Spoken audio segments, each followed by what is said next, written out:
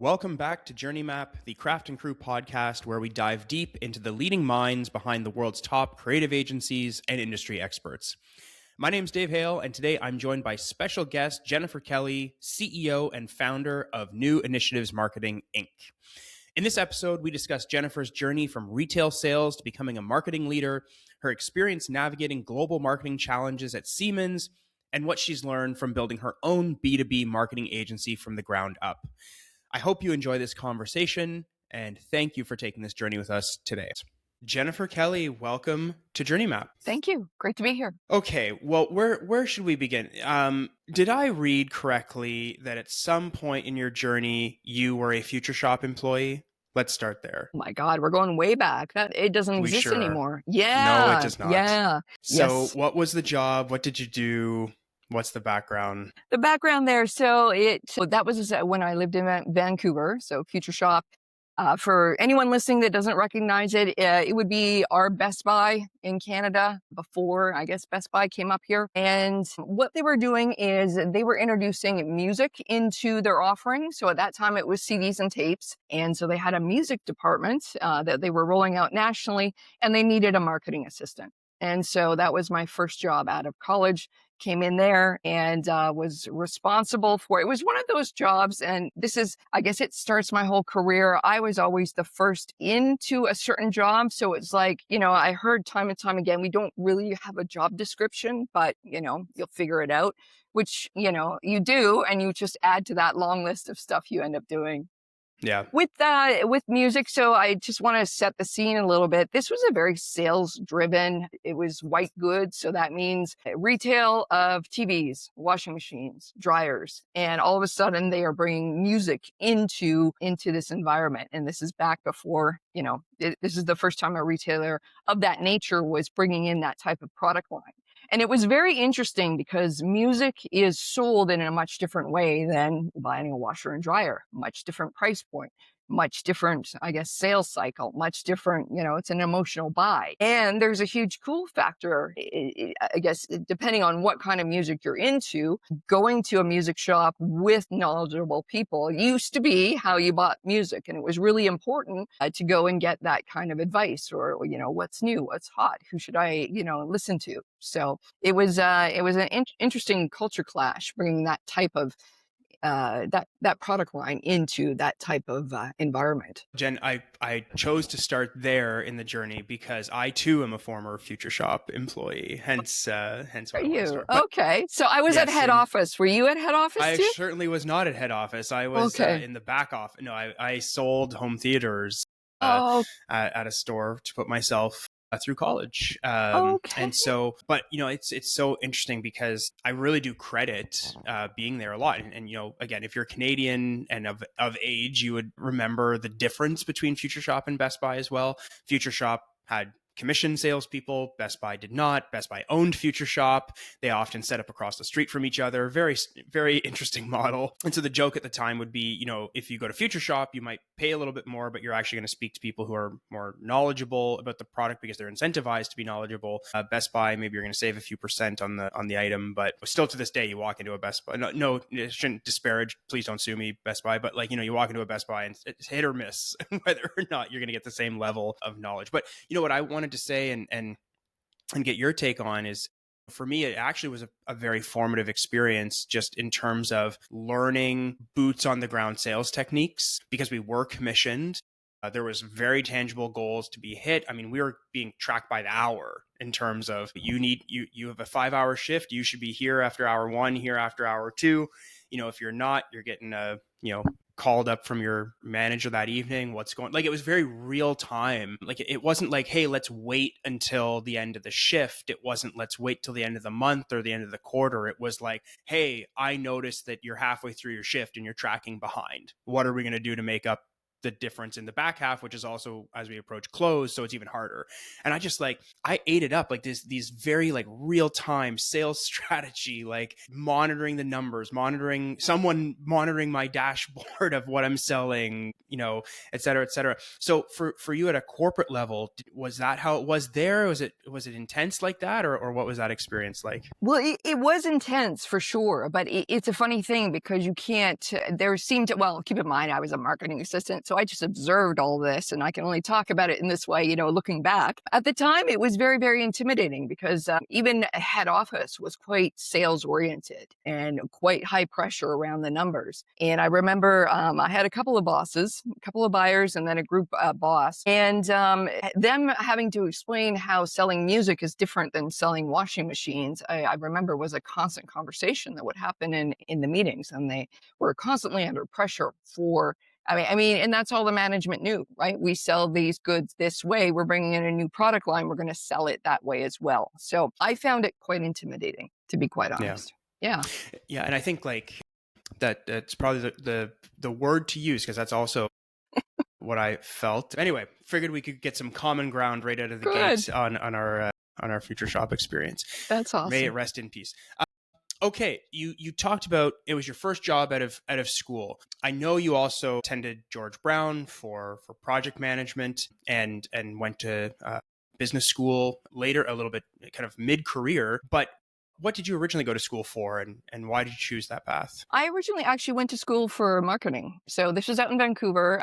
There was a school there called Langara College, and they offered marketing and sales, and it was a co-op career program. And at that time, the whole co-op internship thing that was actually paid was quite new, and the universities weren't doing that yet. And so, I guess I'll back up. Growing up, my dad's an entrepreneur. And so around the dinner table, since the time I was, could remember, him and my mom were always discussing business or deals. So by osmosis, you just sort of pick up things. And what I picked up from business, and my dad is he's quite outgoing. He is like, I guess stereotypical salesperson, but in a good way. And so what I picked up is, business is interesting to me, but I'm not as outgoing as my dad. So sales might not be for me. And I certainly know from my experience in school that math is not my strong point. So accounting's not really for me. Is there another place in business for me? And I had been led down the path to marketing. And I thought, okay, perfect. I don't have to sell anything. Don't have to really do any numbers. Keep in mind this, this is before you go to school, right? Before you find out what's really going on. And that appealed to me. So that's why I looked into that program, and I found it really, it was the place to go for me, because I thought, you know what, when I get out, I will have 2 terms of actual work experience. And at that time, probably still is. That's the problem, right? When you graduate from school, you want someone with experience. How are you supposed to get experience? So this would solve that problem. So that's why I went there. Well, that's I think very much still the case today in terms of anyone who, I even feel bad as an employer myself. I would probably say the same thing if you get someone who it's just a resume, and I would be like, what's the experience that's on here? Because, school's great, but what have you done for lately? What do you think? Okay, so you get into marketing, and then you really do kind of stay the course and go the distance in your career. It's been a pretty straight track the whole way. Has there been any moments in your career where you've wanted to deviate, where you've felt the urge to try something new, maybe finance side, or any parts of the business or have you been pretty passionate and dedicated to marketing for some time? No, there's been some deviations. After Future Shop, I went over to the UK. So I was there 3 years. I was really enamored with international business and international marketing. And I thought one of the ways to really get into that was to actually go somewhere outside of North America. So I did that, and that was it was just a very eye-opening experience. I was in the UK. Going there, I thought, okay, some things will be different, but we're both part of the Commonwealth. What could be different? So many things are different. So some examples would be, I was working at the Financial Times, and so that's the pink paper over in Europe. They had a division where they sold in-depth business reports. And that was my first exposure to actual B2B business. And we were responsible for a certain, I guess, category of titles. Each marketing executive was. So you had to come up with the concept, you had to write the copy, it had the mailer all designed, and everything was sold via direct mail. You got to think at the time, these were 500 pounds, so 500, so maybe $1,000 report. So quite serious investment. And I remember doing my copywriting for this report, and you had to hand it in and get it approved before, you could move forward. And the feedback on my copy was just like, you are too North American. This is too salesy. Would you tone it down? And it took a while for me to understand that okay, while we're selling into an English speaking market, the way that you do that, the tone, the context, what you put first, how you introduce this product or service is like, it's way different than where you're coming from, even though we're speaking the same language. So with that, and even in day-to-day business, it was quite eye-opening how very different it was. And it was a great experience to really understand that, it's not just translation of the language, it's, context, it's culture, it's, attitude and the whole bit. One of the things that really stuck with me is, of course, every time I opened my mouth, I didn't have an English accent, and immediately people would think I was American. And I had to weave in as soon as possible, in the best way possible, that I was Canadian, because all of a sudden I had all the graces, and they were like, had an aunt or someone from Canada, and it was just, I was much more favorably, brought into the conversation now that they knew I was Canadian. And so I found that very interesting as well. So I don't think that really answers your question, but there was a deviation there for sure. I think it's, even though we were in marketing, it was a huge deviation. Well, and I think that until you get a global perspective for some of these additional roles that you would have, which we're going to touch on in a second here, they were global in scope. It's getting overseas and getting some of that background and trial by fire, I'm sure, was quite useful. If I seem mildly distracted right now, Jen, and we're going to keep this in because I think it's going to be fun, it's because it just hit me that we attended Graham Barlow's founder dinner together in Toronto. Is this accurate? Yes. I mean, it makes sense. I mean, it was a big table. It's totally possible we didn't talk. Yeah. No, I'm having like, as you're talking, awesome. I was like, because you have a distinctive voice. It's a great voice for podcast too. And I'm like, just like, I really remember this person from somewhere we have met before. Awesome. So there's a meet cute, if ever there was one for this, but we can chat about that offline. But yes, sorry for the listener for that jarring experience, but as it turns out, Jen and I have met each other before. Taking on global marketing at Siemens, very large, obviously, for those who don't know, Google them, but very large B2B electronics company. What led you there? And what, when you look back on that experience, are a few of the things that you really learned and have been able to take away from? It was a recruiter that put the opportunity in front of me. Prior to leaving the corporate world, I had always gone to the recruiters in order to get my next move, just because they had exposure to so many more businesses that I didn't know about, and this was one of them. I mean, I knew of Siemens, but thinking, could I get in there, and what would be a neat line of business to work with, didn't cross my mind until this crossed my desk. So that's how I got in there. What did I learn about it? It was we were on a global team, and it was very interesting to seeing how such a large company operates. I mean, that company is, at the time, it was 400,000 employees. So I mean, it's huge, right? Huge history. Very good at the processes, very good at making things come to market, right? If they had put their ideas together and they were going to launch a product, you better believe it was going to launch, right? So it was so interesting to learn from the history of it.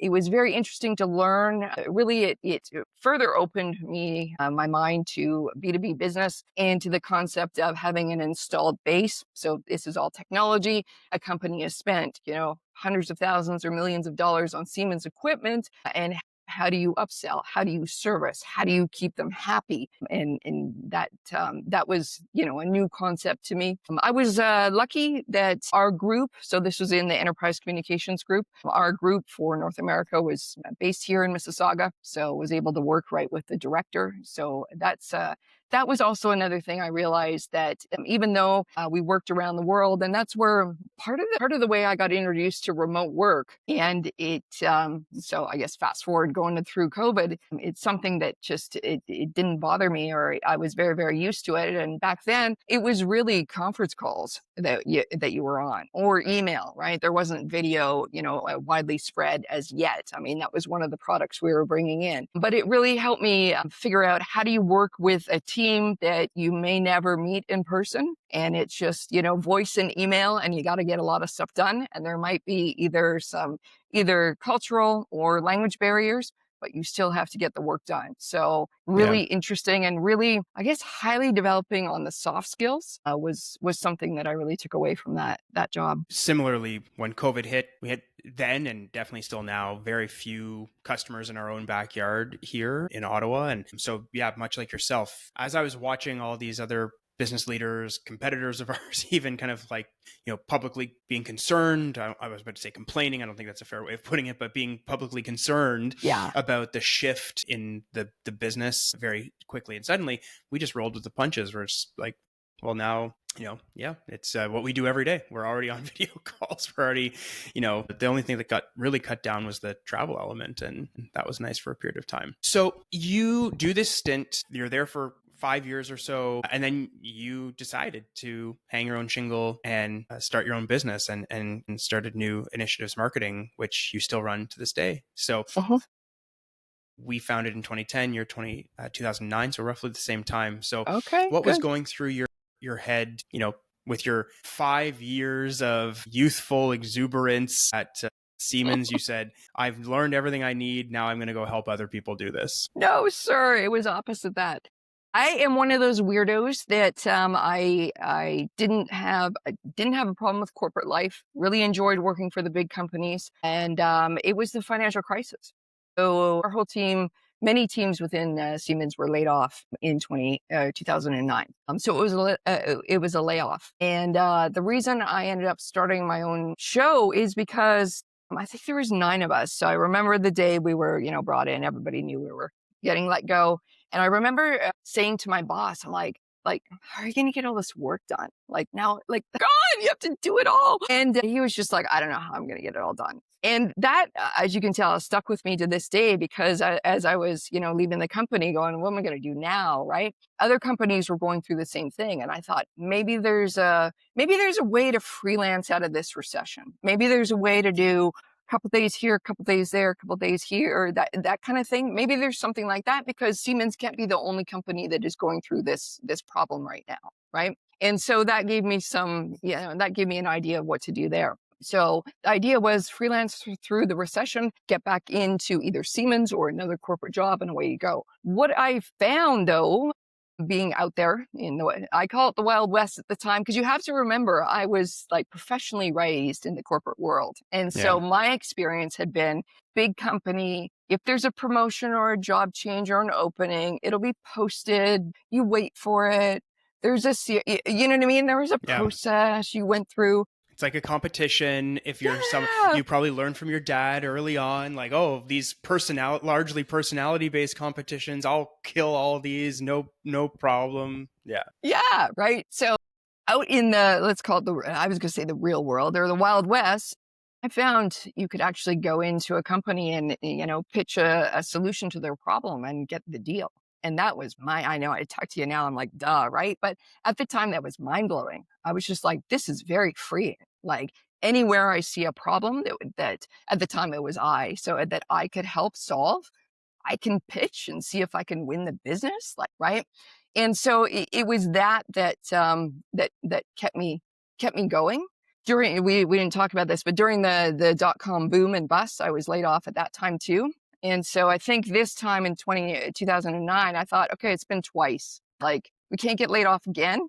Maybe we make our own deals, right? So that's how it started. So reluctantly started. I didn't think I knew everything. Well, I don't know if you have the same feeling, but part of my founding story was, as a teenager, my dad worked in high tech and went through layoffs in that kind of early 2000s time period. And I just said to myself, and this is no shade against him, poor guy, but like I said to myself, like, I will never show up at home being like, don't have a job anymore. That's like raison d'etre for like becoming an entrepreneur. I wish someone had told me at the time, like, oh, you don't want that feeling a few times over the course of your entire career. How about you have that feeling like every third day? And it's like, oh, well, that was a dumb idea. But anyway, Yeah, I so hear you.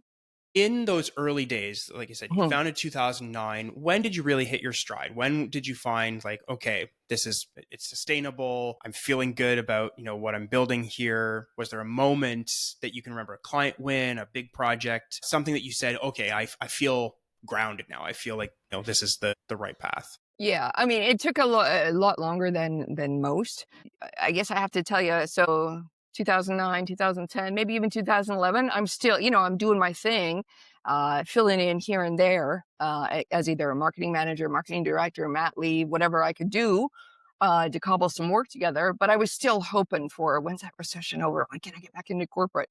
And then I actually made the decision to go forward on my own about, I guess 2012 was the year where I finally felt like I hit my stride, was after a real downturn. So if you can imagine, I would be a marketing director for hire, marketing manager for hire, putting together teams in order to get a campaign out the door on like a freelance basis. And I could handle probably 2 clients at a time. And then I got exposed to that feast or famine cycle, right? I mean, I think you need to go through it, at least I did, until you really learn that, you got to keep a pipeline full. What's a pipeline, right? Not being in sales previously.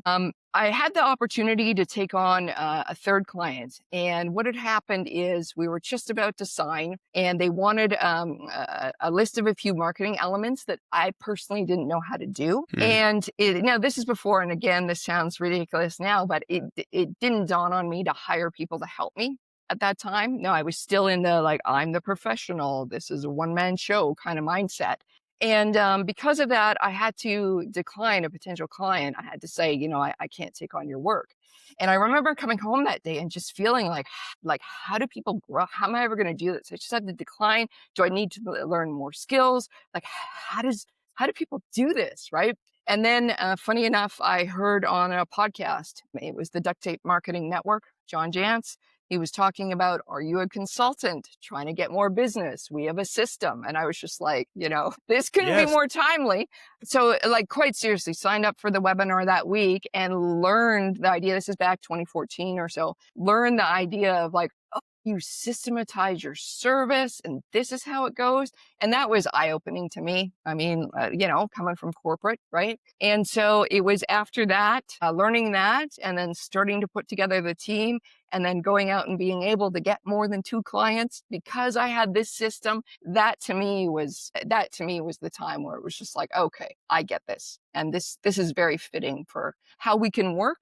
And this is very fitting for what the client needs. It's funny. I say to freelancers all the time, if they say, how can I make more money? I only have so much time in the day. How can I, increase my earning potential? I'm like, okay, you're going to go home. You're going to stop calling yourself. You're going to put up a landing page, call yourself a business, change nothing else, and charge twice as much. Like, there you go. Problem solved. And I do find it's interesting, right? That idea of like a freelancer versus that you put a coat of paint on it of new initiatives. And then it's like, now you're a formal thing, and that commands a certain type of client and a different type of engagement that you're likely to see. As time has gone on, what have you, and you've doubled down and continue to focus on B2B. What are some of the big shifts that you've seen, maybe in the last few years, just in terms of the type of work you used to do versus the things that you're being engaged to do today? The type of work that we used to do was, I guess it was more, I was going to say piecemeal, but piecemeal on a longer contract. Used to be, so going back maybe 6 years or so, maybe less strategic, maybe more executional. The neat thing about execution is, I mean, it's the kind of thing, your strategy doesn't magically get done, right? Like, there has to be an execution of, all these elements to make this happen. And many people didn't want to do the execution side. They wanted to stick on the, the big idea, the strategy side, but we're needed. right? Execution is needed. Otherwise, again, you go back to just your strategy. So we found a lot of opportunity on the execution side, as well subcontracting to larger agencies where they wanted to be more on the idea. And, we come in, we're like, we're great at execution, like have us in there, no problem. So that would be, I guess, a big difference compared to where we're at now. Now we're focusing on much larger companies, larger problems. With that, I mean, we bring in the fractional chief marketing officer type role with the strategy that has to be aligned to the client's business. So we have to understand what's going on there. And then with some experience I have from another company I'm involved with now, we can really bring that chief marketing officer role to it, and not just, the expertise in marketing, but understanding how, sales or leadership or HR or production or your manufacturing or your distribution, your logistics, the whole realm of your company either positively, negatively impacts marketing, and how to speak to how marketing can help either solve or, contribute to that success of the business is something that we found that there's more of a need for, and it's where we like to play. Boring B2B is fascinating to us. It really is. Well, our company has a pretty significant focus on B2B as well. And what I like to say is that, there's two different kinds of models, right? There's becoming really good at like what I call the ring a bell, get a cookie model. So I saw a pair of sunglasses on an Instagram ad. I clicked through, they were $40 and I bought them, right? That's like ring a bell and get a cookie. In B2B, we're talking about long sales cycles, need for deep understanding of the customer journey.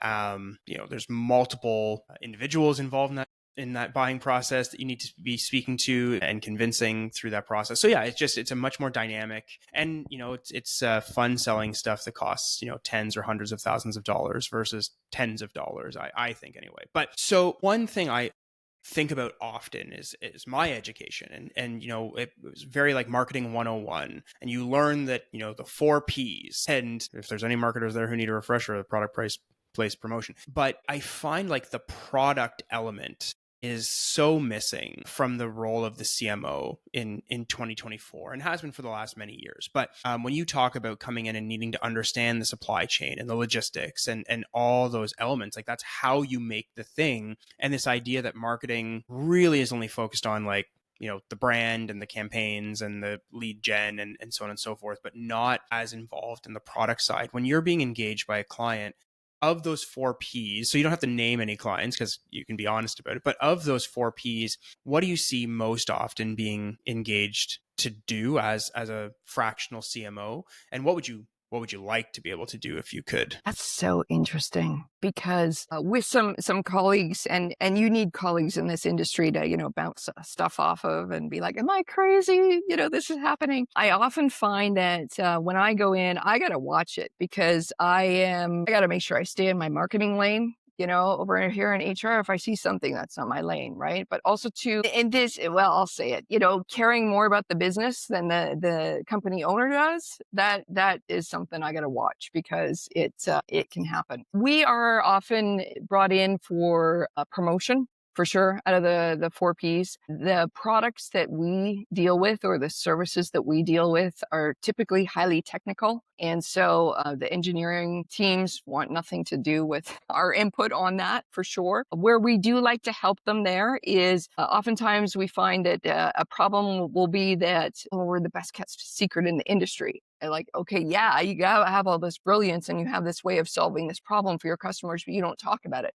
Let us help you promote that. And it's really making and it's usually engineers, right, who we're dealing with. It's getting their story out. How does what has been invented solve the problem? Why is that new or different? And once you get the folks that have actually invented the contraption or invented the service talking about it, and getting them comfortable enough to talk about it, that leads right into fabulous messaging, because you're really understanding how this thing was born. The other part of that is that helps to promote more of the people in the company. So whether it's for recruitment marketing or whether it's for, okay, yeah, we're going to buy from this company, who all is involved, who's the, a sales engineer I'm really going to be on the phone with, does that person really know, usually his stuff, through the type of promotion we can do. We call it executive profile raising, is raising out the expertise of each of the key members of the team about how this product came to be, has been something that we've won them over on for sure. So while we can't,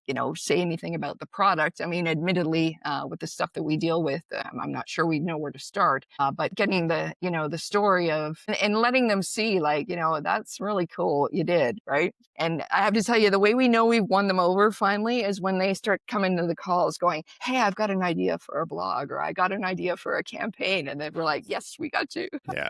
I like that idea. What did you call it? The executive leveling up? We call it executive profile raising. It probably needs a better name, but there's many executives in these companies, whether they're engineering focused or sales focused with engineering background. I mean, it's where we play. The expertise, the way that they explain either the market or the problem or the solution or their options for the market is fascinating. It's the kind of thing, like, we got to get this out there, because that builds a lot of credibility for you and a lot of trust with your company. And so I know when I'm getting on a demo with Bob, I've seen Bob's stuff on LinkedIn, or I've been to a webinar with Bob. I now trust Bob to run my demo and help me buy this $1 million thing for my company. Yeah, for sure. So Jennifer, in all these different experiences that you've had in building your business over 15 years, if you were to go back to that first, whether it's the Future Shop job or while you were in school, and kind of paint the path of where you would eventually wind up someday, do you think that the younger version of yourself believes that that's kind of where things are going to go, or does that younger person think it's a deviation from the original life plan? Thank you for asking this question, because of all the podcasts I listened to, you asked it to all the other guests too, and I was like, that's such a good question. I hope you asked that. So I guess the advice would be, get involved in sales is what I would tell my younger self at Future Shop, who was very intimidated by that sales atmosphere. Because what I have learned from the sales training that I've done, I guess, later in my career, is that you do not have to be the loudest person in the room to be one of the most successful salespeople. And the idea that you can listen and you can problem solve, and you don't have to be rah-rah, and you can be very successful at it and help clients and help yourself as well. I would give that advice. Looking forward, I think the person sitting at that Future Shop desk would never believe that I was running my own company, because it was, I was like, corporate, here we go. I saw my dad's ups and downs. I want steady corporate. And funny enough, corporate wasn't that steady, was it? Yeah, exactly. Well, what a fun turn of events to have realized that we have in fact dined together. It was a big table. Fair enough. It was a big table. It was a big table. Behind the scenes here, I took a photo of us on, and I sent it to Graham already, so he'll get a chuckle out of that. Wonderful to connect again. Thank you for sharing your journey with us, and I hope that the next 15 years are just as entertaining and fun for yourself as there's lots of new initiatives to take on. And Jennifer Kelly from New Initiatives Marketing, thank you very much for joining us today. Thank you so much. Journey Map is hosted by me, Dave Hale, and produced by the website production company Craft&Crew. To learn more, visit us at craftandcrew.ca. Thanks for taking this journey with us.